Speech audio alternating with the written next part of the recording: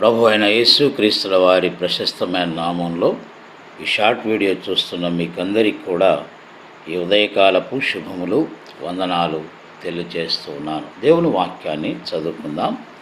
పరిశుద్ధ గ్రంథంలో నుండి 119వ కీర్తన 103, 104 వచనాలు నేను చదువుతూ ఉన్నాను.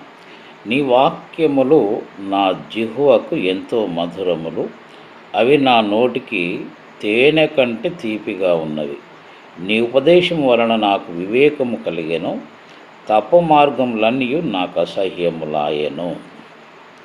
క్రీస్తునందు ప్రియ సహోదరి సహోదరులారా, దేవుని వాక్యం యొక్క విలువ లేక దాని ప్రత్యేకత ఏమిటి అనేది నిన్నటి నుండి మనం చూస్తూ వస్తూ ఉన్నాం.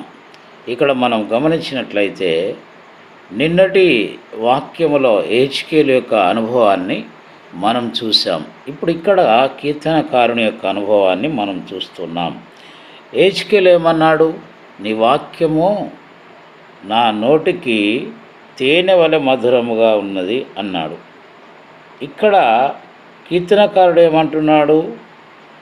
తేనె కంటే నీ వాక్యములు నా జిహ్వకు ఎంతో మధురములు, అవి నా నోటికి తేనె కంటే తీపిగా ఉన్నవి. ఎంత అద్భుతమైన అనుభవం ప్రియులారా!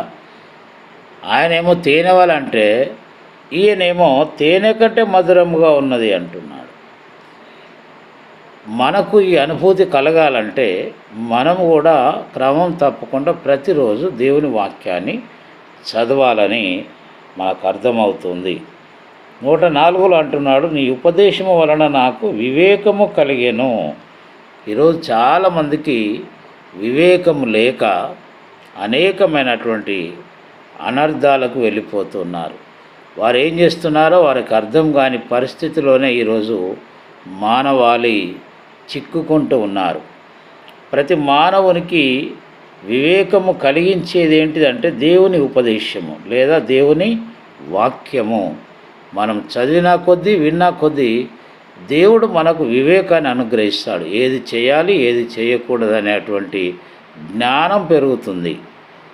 కాబట్టి క్రమం తప్పకుండా దేవుని వాక్యాన్ని మనం వినాలి. అప్పుడు తప్పు మార్గములని మనకు అసహ్యం అనిపిస్తాయి వాక్యం విన్నప్పుడు.